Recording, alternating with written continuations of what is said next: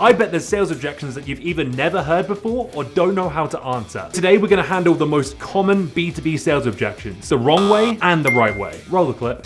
Send me an email when you get a chance. Pass. I know you're not gonna read it. I'll send something over right away. Before I do though, I'd hate to clutter your inbox with something totally irrelevant. Would it be fair to take 30 seconds now to see if this is something that's relevant? And if it's not, I can skip the email and any other follow-up as well. Oftentimes when you send that email, it never gets read or replied to. Yeah, that's a bit too expensive. So are my kids. Expensive compared to what? Oh, what were you expecting? If you've done your discovery, you can even say something like, sorry, maybe I'm confused. You told me this would solve challenges X, Y, and Z, and that those would cost me well over $1 million a year. Are those no longer problems? Yeah, we're not gonna move forward. Please, bro, my children are hungry. I appreciate you telling me. How did you decide that? If it's something you can change, change it. If it's not, let them go. There's no magical words that are gonna turn a no into a yes. Thank them for their time, maybe ask them for a referral, and figure out what you can do better with the next customer. Just tell me the price. $5, take it or leave it. Yeah, typically customers of your size sign on anywhere from $10,000 to $50,000. Is that within the realm of where you were thinking? Would you be happy to chat some more so I can give you a more specific number? Don't withhold pricing, you'll just frustrate people. Instead, give them a vague, accurate range, but explain that you're gonna have to ask some more questions to avoid misquoting them. It's interesting, but we just don't have any budget left. Ew, that's fine. I don't sell to poor people. I hear you there, but it doesn't help to plan for the future as well. Do you have a second to chat now and we can see if it makes sense for me to reach back out when your budget situation changes? If they see the value, they'll find the budget. So dig in on where the value is missing. Actually, we're already working with another vendor. Oh, well come on, are they as good looking as I am? I've heard really good things about them.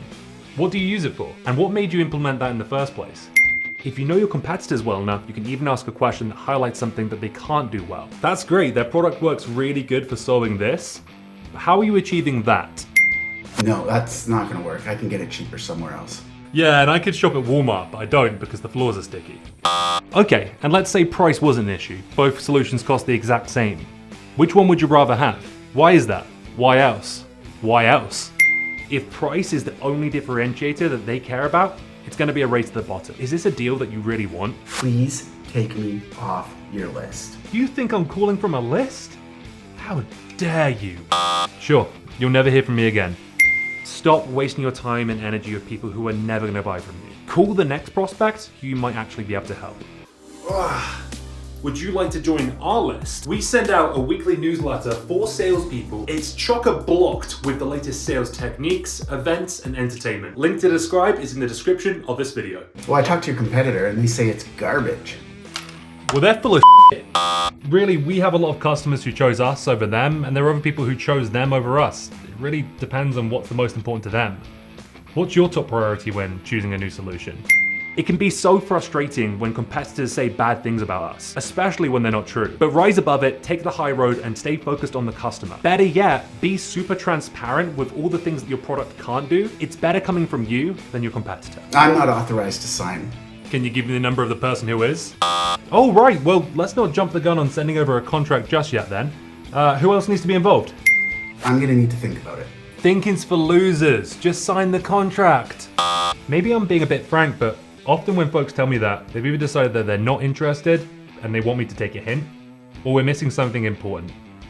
Am I overthinking this? Or if you feel that that's too brazen, you can try this. Great idea. Out of curiosity, what exactly do you need to think about? I'm actually part of a buying group. Names, numbers, I'll do the rest. Just sign off on it. It could be our little secret. That's great. Would it be fair for you and I to see if this is a fit now? And then if it is, we can involve other people from that group? This is a good thing. You want multiple points of contact. However, if the prospect won't introduce you to them, then you probably don't have a real deal on your hands. I have actually never even heard of your company. In 1979, no one had heard of Apple either.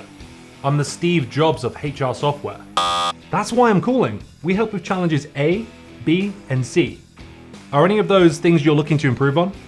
This one makes me laugh because it is literally the exact reason why outbound sales exists. To combat this, make sure you mix in emails, videos, and social media touches to build awareness with your prospect.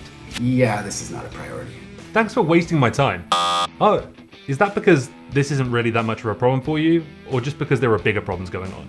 If you're hearing things like, oh, this isn't a priority anymore, then you're probably missing something in discovery. We don't have the capacity to implement that. But my man, my product's gonna save you so much time and money. And if the solution was easier to implement, would that change anything? Try and isolate whether implementation is really the problem or if there's something else. You clearly don't understand my business. Go on, enlighten me.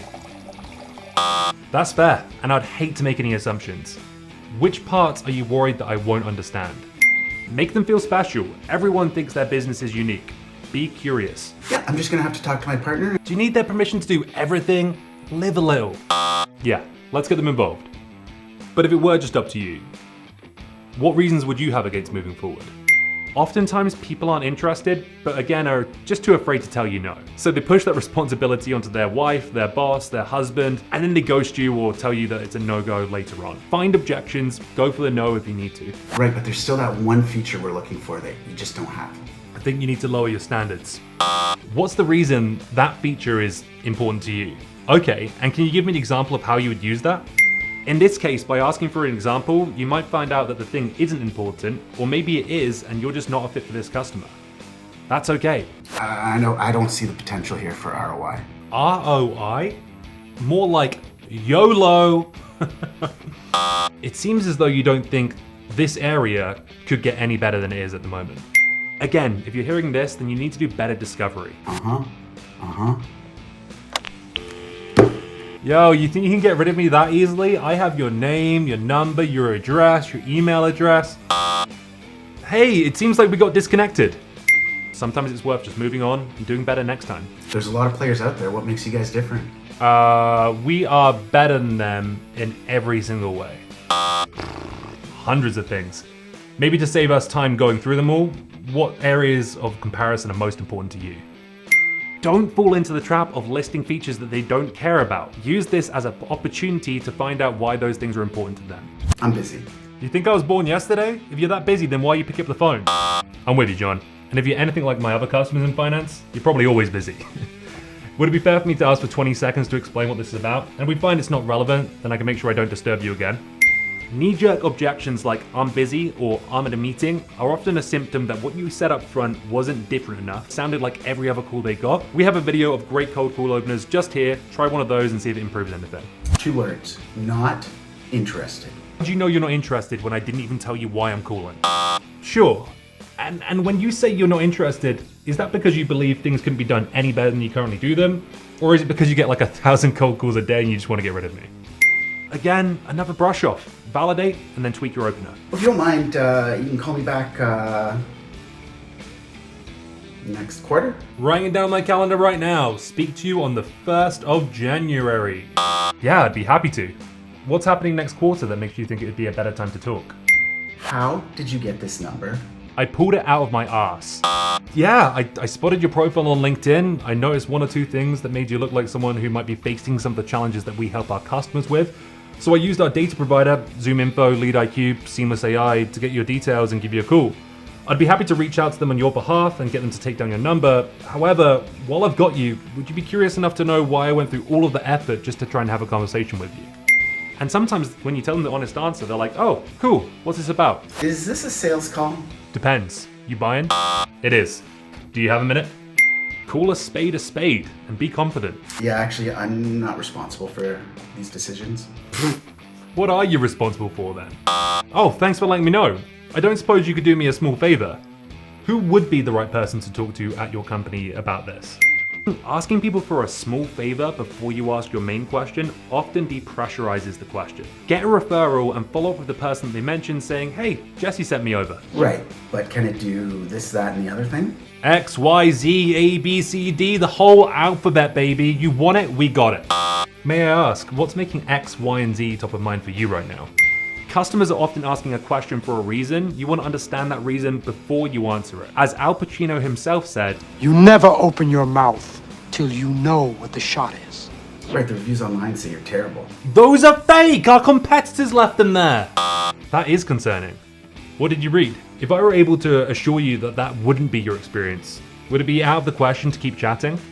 It's really important to understand exactly what they read and what they're worried about. Listen, why don't I call you back later? No, you won't. Hey, if it's not for you, that's okay.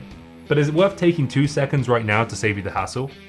Of the hundreds of people who've told me this, I've probably received callbacks from like 5. Get a yes or no while you're on the call rather than losing them. Ooh, I'm going on vacation, so... That must be nice. Why don't I shoot over an invite for us to talk when you get back? Bonus points if it's a key account, ask them where they're going and then send them a gift related to their destination. If they're going to Hawaii, send them a tiki shot glass. Well, maybe not a shot glass, but something tiki related. Sorry, I'm gonna have to cancel. I'll get back to you with a better time. I'm not gonna hold my breath. Great.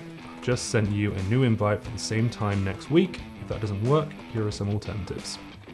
Don't fall into the trap of playing email tennis. Send them a new calendar invite, and if they reject it, then they probably weren't interested anyway. Hi, you've reached Jesse's voicemail. Leave a message. Hey, it's your boy Will Aitken from SalesFeed. My number is 902-916-1177. Call me back at your earliest convenience. Booyakasha. Speak soon. Hey there, John. Do not worry about calling me back. I'm gonna send you a short email with what this is all about. It's gonna be coming from Will Aitken at SalesFeed.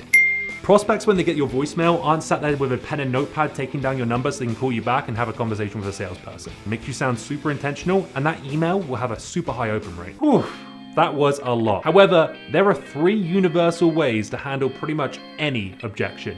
Are you ready? Number 1. What makes you say that? It almost always makes the prospect elaborate more on what they've said. Number 2, silence. This won't work on cold calls because people just hang up on you. Silence makes most people super uncomfortable. So if you just wait 2 or 3 seconds before responding to an objection, often that will mean that prospects will elaborate more on what they've told you to try and fill the silence. And the third and best way to handle objections is preventing them. Objections happen because salespeople let them happen. If you're getting loads of knee-jerk reactions, then it's probably a sign that you sound too much like a salesperson when you cold call people. So improve your opener or improve your tone. If you're getting lots of objections later in the sales cycle, then that probably means you didn't do your discovery and qualification well enough. Make sure you have a really good idea of the customers that you can help and the problems that you can help them solve. And then ask questions up front to understand if they have those problems. And if that customer doesn't have any problems, then don't sell to them because other priorities are going to come up and this thing doesn't really need solving. Would you have handled any of these objections differently? Which objections did I miss? Drop a comment below and I'll make sure to respond.